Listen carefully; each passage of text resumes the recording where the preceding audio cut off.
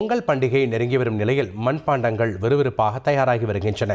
மண்பாண்ட பொருட்கள் செய்ய தேவையான களிமண் மற்றும் சிறுவகை மணல் ஆகியவை காரைக்கால் பகுதியில் கிடைப்பது அரிதாக உள்ள நிலையில் இங்கு மண் எடுக்கவும் அரசு தடை விதித்துள்ளதால் பணம் கொடுத்து மண் வாங்க வேண்டிய சூழலுக்கு மண்பாண்ட தொழிலாளர்கள் தள்ளப்பட்டுள்ளனர்.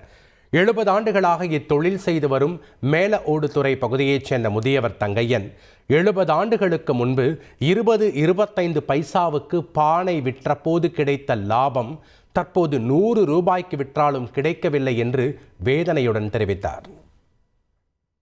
பானை உருப்படி பொருளுடைய பணம் 100 அளவுக்கு விற்பனை ஆகுது.